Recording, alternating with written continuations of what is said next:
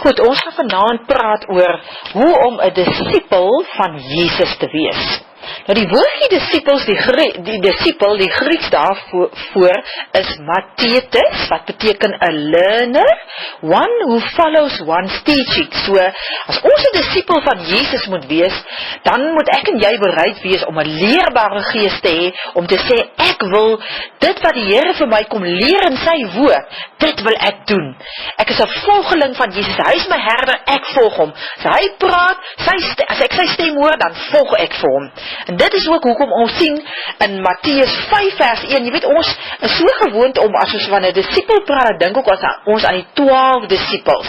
Maar enige iemand wat vir Jesus gevolg het in die tyd wat hy hier op aarde was 'n disipel van Jesus. Ons sien hier in Matteus 4, hier van vers 18 af, hoe hy sy eerste 2 disipels gekies het. Dit was Simon, wat ook Petrus genoem word, en sy broer Andreas, en hulle was besig om die nette in die see te gooi, want hulle was vissers, en toe kom Jesus daar aan en hy sê vir hulle, volg my, en hulle los alles en hulle volg hom. En net daarna was dit weer Jakobus en sy broer Johannes dieselfde. Hulle het net daai 4 op daai stadium was ek wil amper sê, die amptelike disipels van die 12 disipels wat ons ken, van Jesus. Maar ons sien, dan is daar die einde van hoofstuk 4, waar ons sien, hy het die hele Galilea deurgeloop, so daai 4 het hom gevolg, maar soos wat hy deur Galilea gegaan het, het hy mense geleer, die evangelie van die koninkryk verkondig, ons sien dit daar in vers 23, elke soort siekte en kwaal onder die volk genees, en soos wat die berigte van hierdie man, wat nou hier rondloop op hierdie aarde, nou al hierdie goeders gedoen het al hoe meer en meer mense by hom gevolg. Ons sien vers 25, groot menigtes uit Galilea en Decapolis, Jerusalem, Judea, van oor gaan die Jordaan af, het hom beginne volg. En dan sien ons hier in hoofstuk 5 van Matteus, toe Jesus die menigte mense sien, het hy teen die berg opgegaan, nadat hy gaan sit het sy disipels na hom toe gekom, en hy het hulle geleer en gesê, en dan volg die bergpredikasie soos ons dit ken. Maar almal wat daar was, het hy dan gesê, sy disipels, want hulle was almal mense wat na hom toe gekom het, hom gevolg het, en by hom kom sit het, sodat hy kan doen met hierdie disipels wat hy veronderstel is om te doen, om hulle te leer. So, as ek en jy wil sê, ons is 'n disipel van Jesus, is dit prioriteit nommer 1 om te sê, ek wil by Jesus leer. Ek wil leer wat in die woord staan, en dan natuurlik ook wat om te doen wat in die woord staan. En dit sien ons dan nou hier so mooi in Johannes 8 vers 31 en 32. Kom ons blaai gou soontoe. Johannes 8 vers 31 en 32. Hier staan, toe sê Jesus vir die Jode wat in hom glo, as julle aan my woorde getrou bly, is julle waarlik my disipels, en julle sal die waarheid ken, en die waarheid sal vir julle vrymaak. Jy sien, dis waaroor dit gaan. Ek en jy, as sy disipels, moet kom leer by die Here. Ja, dit is wat 'n disipel wil doen, dis die hart van 'n disipel. Maar dan kom sê hy hier, as julle aan my woorde getrou bly, is julle waarlik my disipels. Wat beteken hierdie woordjie getrou bly? Dit beteken juis om dit te doen en te volhard. Want weet jy, die Here het nie vir ons verniet sy woord gegee nie. Dit help ons nie, ons gaan leer iets by hom, maar net om die tyd om te kry nie. Ons is hier elke Dinsdag vir die Bybelstudie, net om die tyd om te kry nie. Nee, ek het jy iets kom leer, dan wil die Here hê, daar moet nut wees, daar moet 'n funksie, daar moet 'n doel wees van dit wat ons leer by hom. En hy kom sê nou vir my, as julle nou hierdie woorde leer, en julle doen dit, julle is getrou daar bly, dan is julle waarlik my disipels, en die doel daarvan is, julle sal die waarheid ken, want Jesus is die weg, die waarheid en die lewe. Jesus is die woord wat vlees geword het en onder ons kom woon het, en hierdie waarheid wat julle dan sal ken, en wat julle dan getrou sal by bly, dit sal julle vrymaak. Vrymaak van leuns, vrymaak van die aanklagte van Satan, vrymaak van die aanklagte van mense, vrymaak sodat julle volkome vry kan wees. En dan kom hy hier in vers 36, hy sê, eers as die Seun julle vrygemaak het, sal julle waarlik vry wees. Weet, mense gryp na allerhande goed. Hulle wil vry wees deur deur nie reëls na te volg nie. Ek praat van kinders in 'n huis ook. Hulle wil daai vryheid beleef. Mans en vrouens in die huwelik, hulle wil wanneer hulle nie meer wil geskei, wanneer getroud wil wees, dan wil hulle skei want hulle soek hulle vryheid. Nee, jy kan net vry wees as jy aan die woord van God getrou bly in dit doen. Die woord sê byvoorbeeld, wees getrou in die huwelik. Dan eers as jy dit doen, dan sal jy jou vryheid beleef. Interessant, né? Maar nou om dit te kan doen, weet jy, ek en jy het 'n sondige natuur in ons. Julle weet dit altyd in die tyd, ek wil niks uitbrei daaroor nie. In my is die drang om nie te doen wat in die woord is nie. Dis daai menslike dryfveer, daai sondige natuur in my wat my laat doen dit wat ek nie wil doen nie, soos wat Paulus ook sê in Romeine 7. Maar daar's 'n geheim. Daar's 'n voorwaarde. Mense is altyd so lief en praat van voorwaarde. Ek glo nie 'n voorwaarde sê wat God in sy woord is onvoorwaardelik. Maar om hierdie ding te doen is daar's iets wat moet gebeur in my en jou lewe voordat ons by dit kan uitdoen. Anders gaan hierdie stryd vir ons te groot raak en is dit vir ons baie makliker om nie te doen wat die woord sê nie en liewer te doen wat ek wil doen. Nou weet julle sommer al klaar. Dit wat in Lukas 9 vers 23 staan, kom ek lees vir julle. Dis die geheim vir die sukses om 'n ewige lewe hier op aarde te hê. Hoor hier. Lukas 9 vers 23. Toe het hy vir almal gesê, as iemand agter my aan wil kom, hom wil volg, dis mos nou 'n disipel te wees, moet hy homself verloon en elke dag sy kruis dra en my volg. Hy gaan dan aan, hy sê, want elkeen wat sy lewe wil behou, sy eie manier van doen, sal dit verloor, maar elkeen wat sy eie lewe om my ontwil verloor, sal dit behou, hierdie ewige lewe, waarvoor Jesus aarde toe kom, het Johannes 10 vers 10 uitgekom, sodat ons lewe in oorvloed kan hê, maar ek en jy moet onsself verloon. Dit beteken, jou eie beginsels, jou eie verlangens, jou eie wil, jou eie begeertes moet jy sê, ek wil dit nie meer doen nie. Ek verloon myself, ek ken nie myself meer nie, dit wat die ou mens is, hierdie sondige natuur, ek ken hom nie, ek verloon hom, ek sê, ek weet nie wie jy is nie, Helga, jy is nou 'n nuwe mens in Christus. En dan elke dag sy kruis op te neem, tog, mense dink nou nog, hierdie kruis opneem is om maar swaar te kry hier op aarde, om nou maar die siekte te dra wat jy dra, om nou maar in armoede te lewe, want dis mos nou wat 'n Christen moet doen. No. Elke dag sy kruis dra beteken om elke dag te sterf in jouself. Om te sê, ek leef nie meer nie, maar Christus leef in my. Want ek en jy het saam met Christus gesterf. Gaan lees Romeine 6 sê dit vir ons so mooi. Net soos wat Christus gesterf het ek saam met hom gesterf. So, om 'n disipel te wees, hy 'n leerbare gees, sit by die voete van die Here, leer die woord, doen dan wat hierdie woord vir my en vir jou sê, en volhard daarin. Moenie ophou, en jy weet nou, sê byvoorbeeld siek, nou bid jy 1 of 2 keer, nee wat, ek wil nie gesond raak, nee wat, hierdie spul werk nie vir my, ek hou maar op.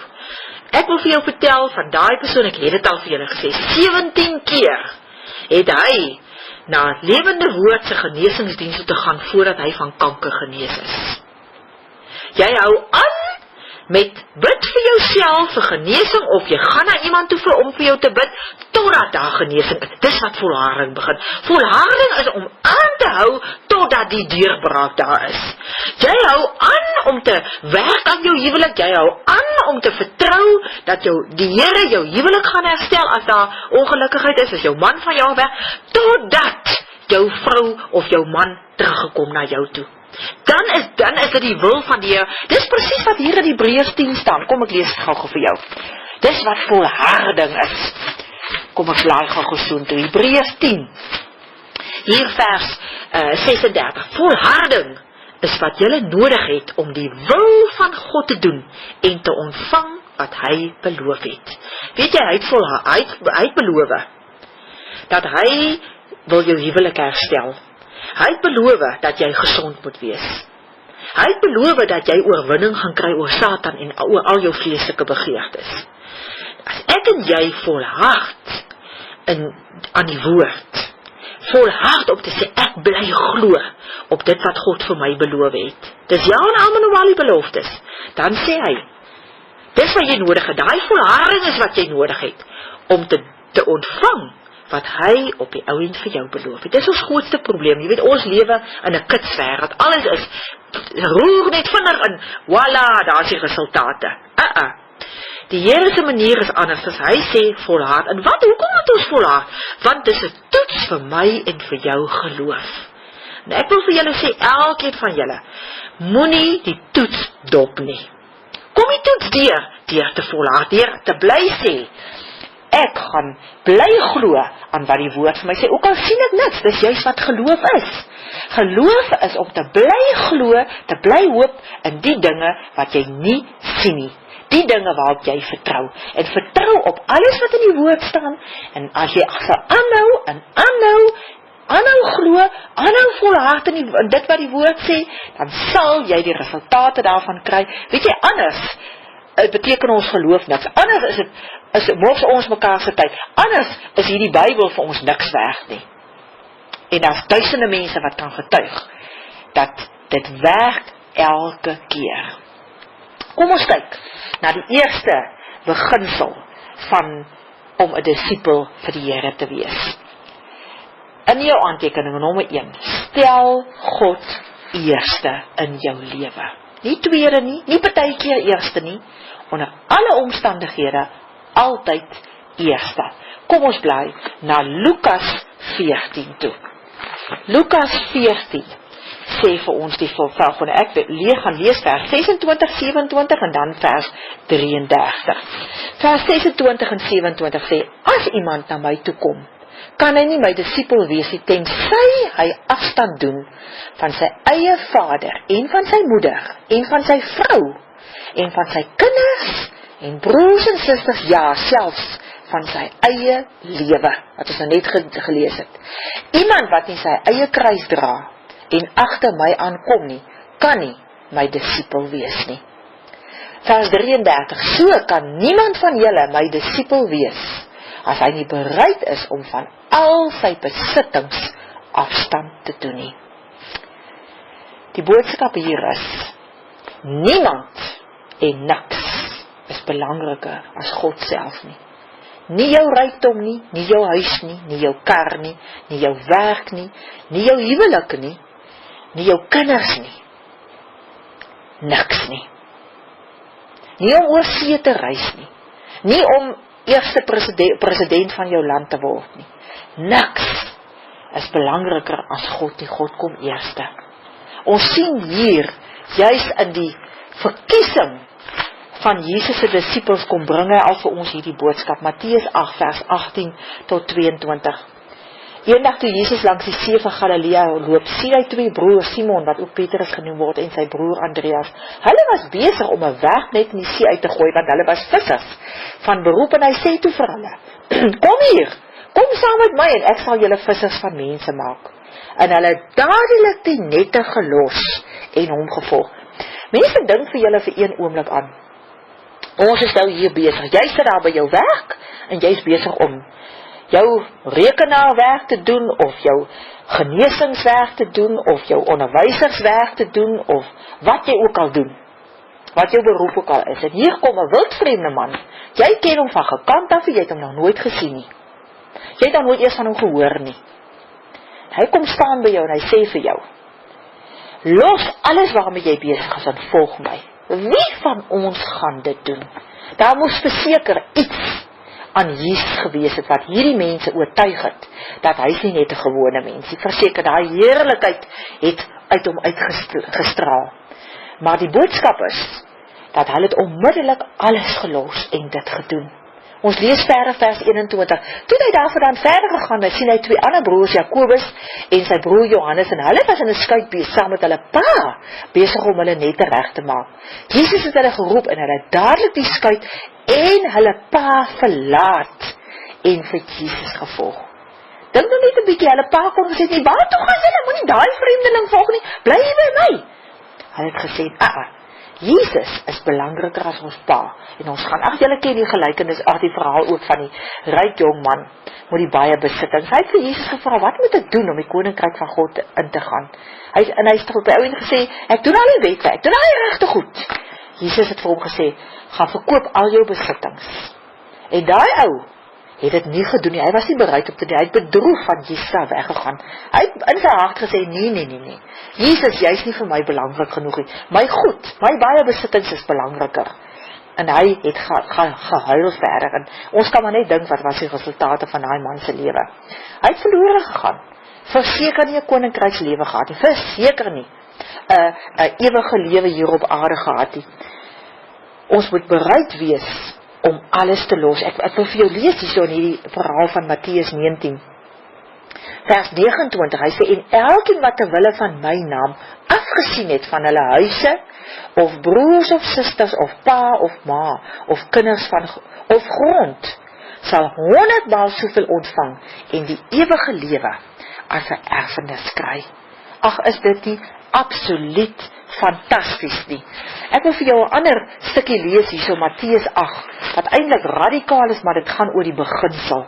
Matteus 8 vers 21 en 22. Iemand anders, een van sy disippels, sê vir hom, Here, laat my toe om eers terug te gaan en my pa te gaan begrawe. Maar Jesus antwoord hom, volg my, en laat die dooies hulle eie dooies begrawe. Die beginsel hier is dat dit wat dood is nie belid, wat agter jou is verby. Selfs jou pa se dood is nie belangrik genoeg dat jy my nie moet volg nie. Volg my dan in alles wat jy doen. Jy sien, hulle was bereid om alles wat hulle was, alles wat hulle mee besig was, het hulle gelos, sodat hulle vir Jesus kon volg. Kom ons neem hierdie voorbeeld ter harte ook in my en jou lewe.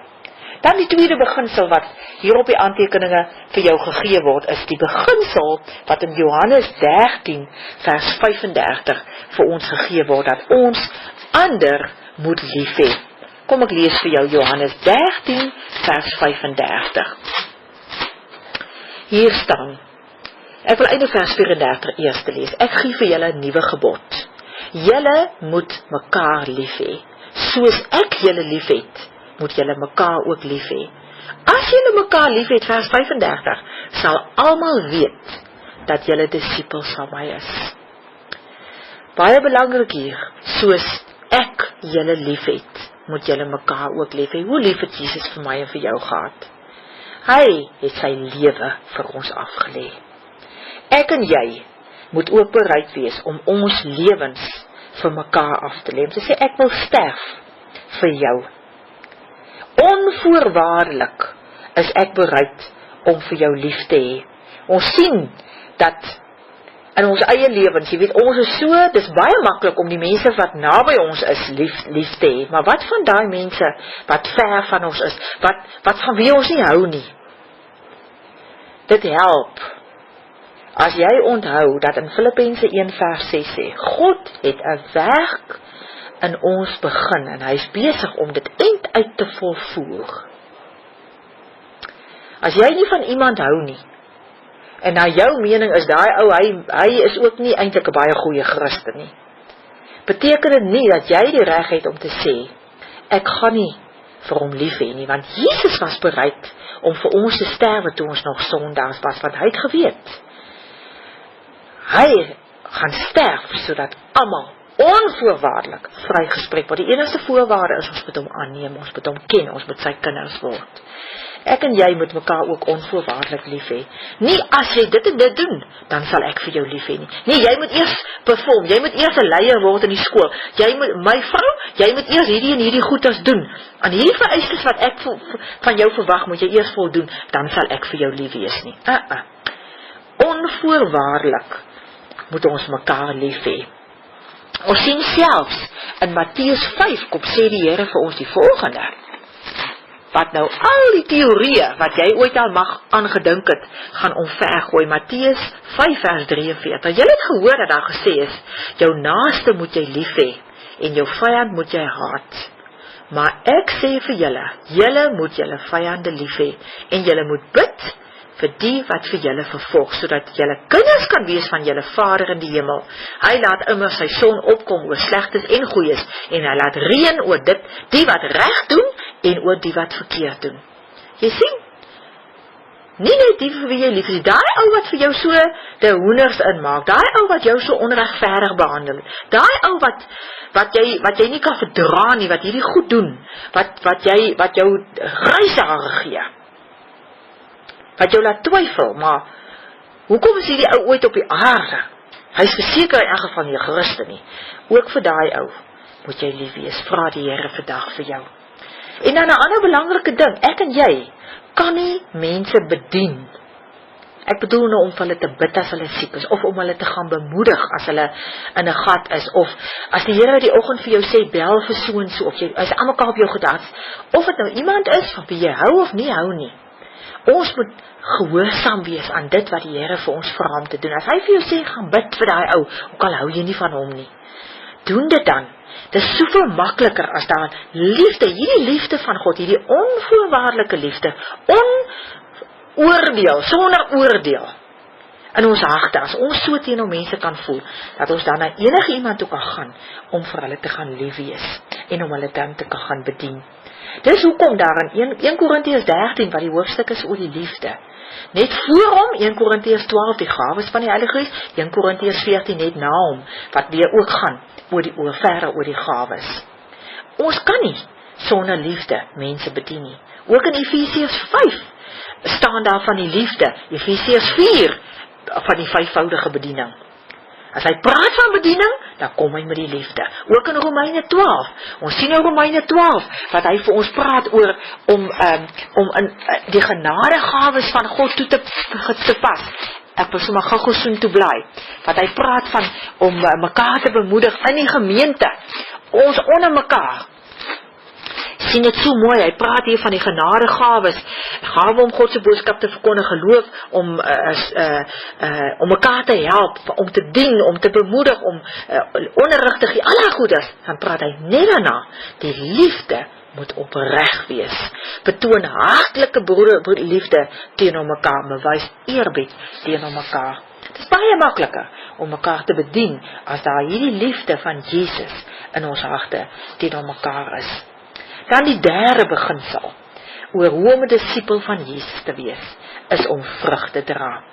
Kom ons bly na Johannes 15 toe, dan gaan lees ons daaroor. Johannes 15, vers 8, sê vir ons die volgende.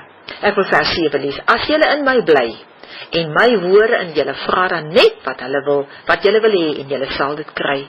My Vader word juist daardeur verheerlik, deurdat julle baie vrugte dra, en my disipels is. Wonderlik. Hy sê dit, as ons hom verheerlik deurdat ons vrugte dra, dan is ons sy disipels. Nou, ons kan nie anders as om te dink aan die vrug van die Gees, wat Galasiërs 5 vers 22 en 23 van praat, as ons praat van vrug nie. Daar wat praat van die liefde, van nederigheid, van goedheid, vriendelikheid, geduld, al daai goedes. Dis om vrug te dra. Nie dit wat jy is in jou sondige natuur nie, maar dit wat die Heilige Gees uit jou uit wil kom lewe. En dis niks anders as om die heerlikheid van God sigbaar te laat word in jou lewe nie. Wat is heerlikheid nou weer? Die Griekse woord, die doxa, wat beteken God se natuur is in my en jou. God se karakter. Want ons is geskape na sy beeld. Ook God se vermoë, sy krag, sy mag is binne in my en jou. Jy sien, dis hoekom daar in Romeine 8, vers 29 en 30 die volgende staan. Kom ek bly gou gesoontoe. Romeine 8. Hier staan, vers 29, die wat hy lang tevore verkies het hy ook bestem om gelykvormig te wees aan die beeld van sy seun, sodat sy seun baie broers kan hê, van wie hy die eerste is. Die wat hy daartoe bestem het, het hy ook geroep, en die wat hy geroep het, het hy ook vrygespreek, en die wat hy vrygespreek het, het hy ook verheerlik. Ons is geskape na God se beeld, en hy wil hê dat ons almal gelykvormig moet word aan die beeld van sy seun, net soos Jesus. En dan sê hy het ons geroep daarvoor, ons is bestem daarvoor het hy ons vrygespreek van al ons sondes, want ons sondes verhinder dat ons soos Jesus kan wees, en dan sê hy het ons kom verheerlik, hierdie doxa. hierdie verheerliking, waarvan 2 Korintiërs 3 vers 18 ook praat. Dit woord, as ek praat van 2 Korintiërs 3 vers 18, dan moet jy al weet, ons almal weerspieël die heerlikheid van die Here, want die sluier van die wet is van ons gesig af weggeneem. Ons word al hoe meer verander, om aan die beeld van Christus gelyk te word. Die heerlikheid wat van ons uitstraal, neem steeds toe, en dit doen die Here, wie die Gees is. Jy sien, ek en jy kan nie vrug dra sonder die Heilige Gees nie. Ons kan nie probeer vriendelik wees, dit is vals. Laat toe dat die Heilige Gees deur jou daai vrugte dra. Dis hoekom in Matteus 3 vers 8 sê, dra vrugte wat by die bekering pas. Dra vrugte wat by daai bekering pas. Jy weet, ons word so dikwels op 2 spesifieke plekke word ons vergelyk met bome, maar voordat ek vir jou daai 2 skrifte gaan lees, wil ek eers gou vir jou lees Matteus 7, net so maar plekke waar in die Bybel staan van vrug dra, dat ons net die hele prentjie hier by mekaar kan kry. Matteus 7 vers 16 tot 20, vers 16 sê, en hy praat spesifiek hier oor die valse profete. Aan hulle vrugte sal julle hulle ken. Kry 'n mens dan druiwe aan doringstruike of vye aan dussels? Elke goeie boom dra te goeie vrugte, maar 'n slegte boom dra slegte vrugte. 'n Goeie boom kan tog nie slegte vrugte dra nie, en 'n slegte boom nie goeie vrugte nie. Elke boom wat nie goeie vrugte dra nie, word uitgekap en in die vuur gegooi. Maar weet jy, daar's baie keer mense wat profeties wil kom inspreek in jou lewe, maar dan sit hulle die pot so ver mis. Hoekom sê ek dit?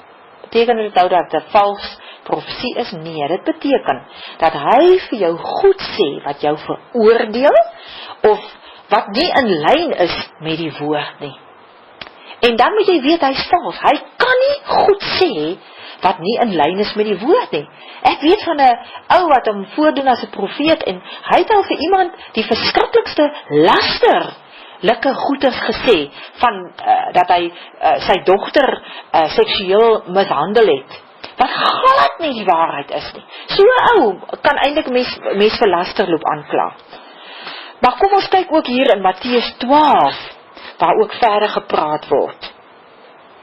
Van, nog 'n voorbeeld gegee word van in vers 33 tot 35. Hy sê, as julle sê 'n boom is goed, moet julle ook sê sy vrugte is goed, en as julle sê hy is sleg, moet julle ook sê sy vrugte is sleg. 'n Boom word tog aan sy vrugte geken. Jy sien, 'n profeet of 'n gewone mens maak nou nie saak nie. Kyk eers na sy vrugte. Dra hy die vrug van die Gees, dan weet jy of daai persoon onder leiding van die Heilige Gees het, of hy waarlik 'n disipel van die Here is. Ons sien ook dan in Lukas 13 vers 6 tot 9, lees ons ook hier verder. Kom ons laai gou toe. Lukas 13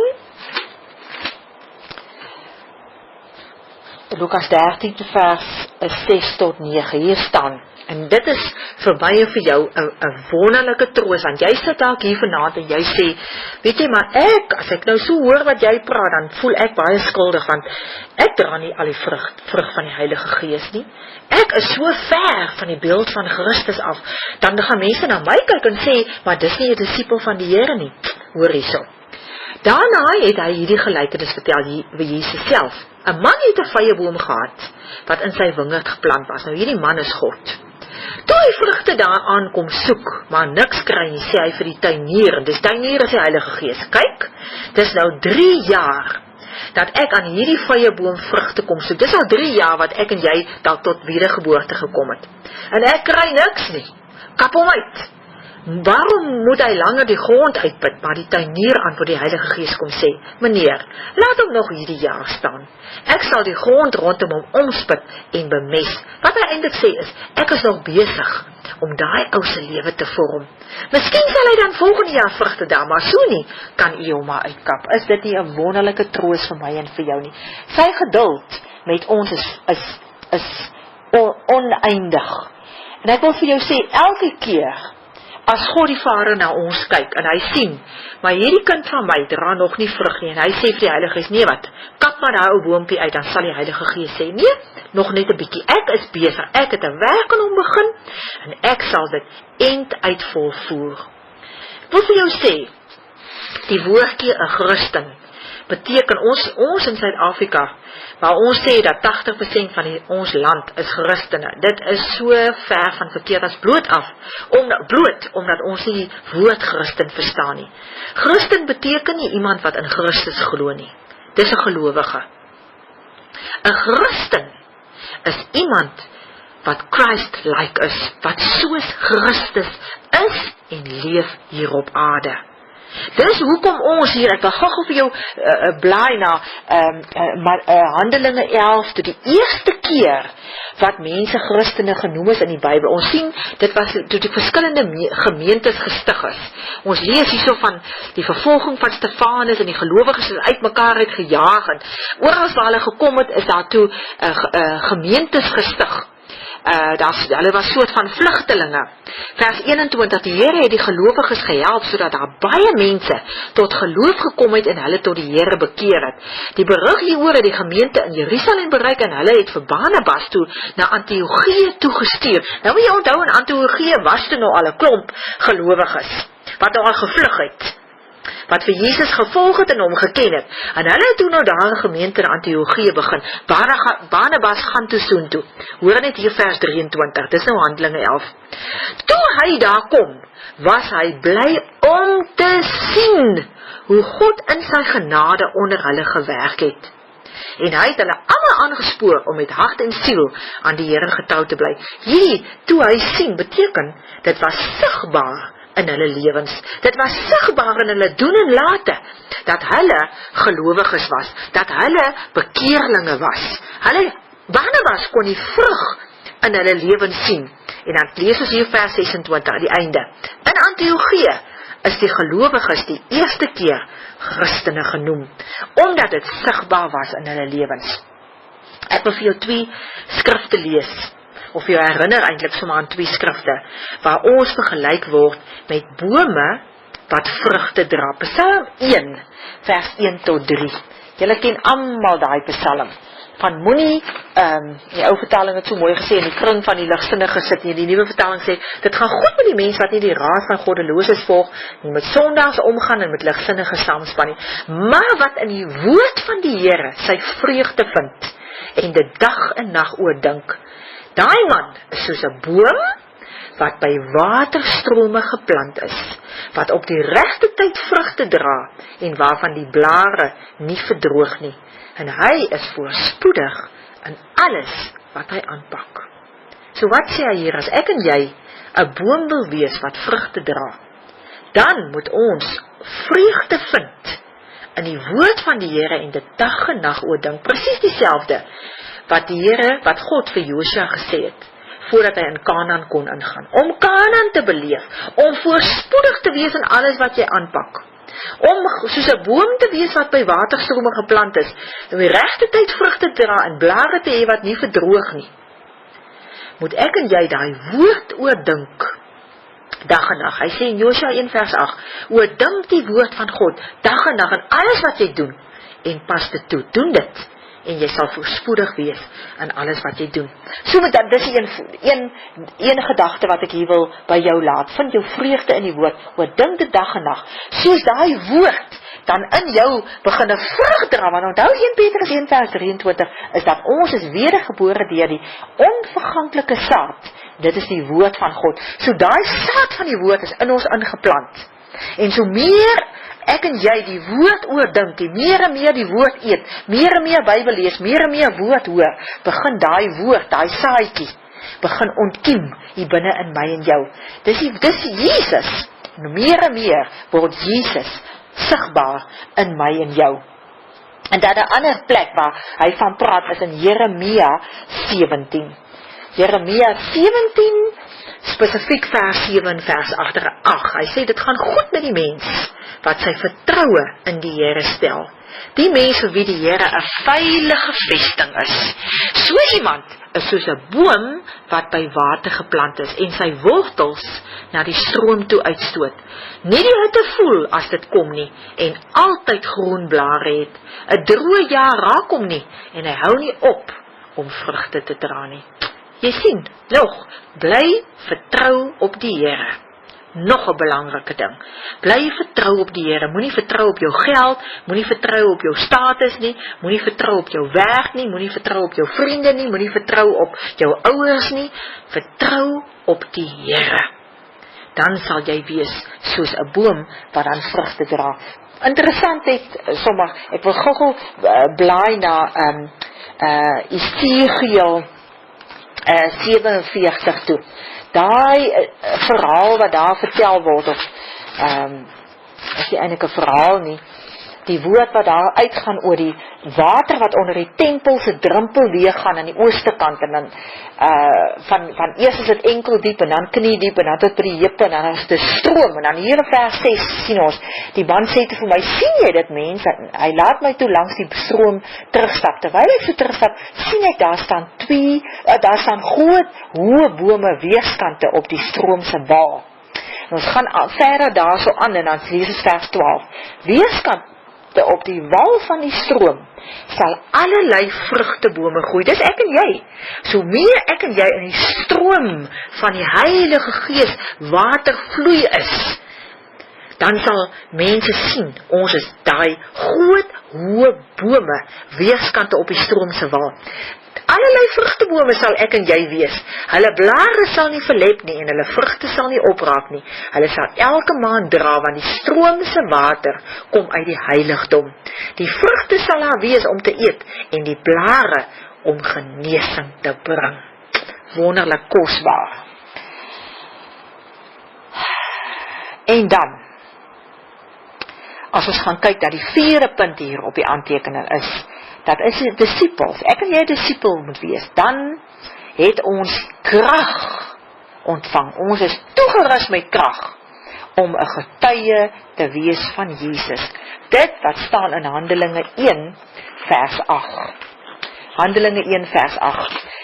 Ons sien dat na Jesus gesterf het en opgestaan het, hy nog vir 40 dae in Jerusalem gewees, en hy het met tye dikwels saam met sy disippels gewees, en toe het hy vir hulle gesê, moenie van Jerusalem maar weggaan nie, maar bly wag op die gawe wat die Vader beloof het in vers 4, Handelinge 1 vers 4. Nou kom hy hier in vers 8, en hy sê, maar julle sal krag ontvang, wanneer die Heilige Gees oor julle kom, en julle sal my getuies wees, in Jerusalem, sowel as in die hele Judea, ensovoorts, ensovoorts. Nou hierdie krag is dynamis, inwonende krag. Dynamis wat beteken force, miraculous power. In die wyn staan ook, nie in die wyn, in die strong staan ook, dat wanneer ek en jy hierdie power gekry het, hierdie krag in ons gekry het, Heilige Gees krag in ons kom woon het, dit is 'n miracle itself. Dis die eerste, ek sê altyd vir mense, dis die eerste wonderwerk wat met jou gebeur, is dat die Heilige Gees binne in jou kom woon met al sy krag, onmeetbare krag. Dit is ook hoekom Efesiërs 1 vers 19 vir ons die volgende sê, hy sê daai krag, ja, ons moet weet, Paulus bid vir die gemeente, hy sê, ek bid dat julle sal weet hoe geweldig groot sy krag is wat hy uitoefen in ons wat glo. Dis dieselfde kragtige werking van sy mag, wat hy uitgeoefen het toe hy Christus uit die dood opgewek en hom in die hemel aan sy regterkant laat sit het. Jy sien, om 'n getuie te wees, die woordjie getuie beteken 'n witness. Dit beteken one who can or does what he has seen or heard or knows.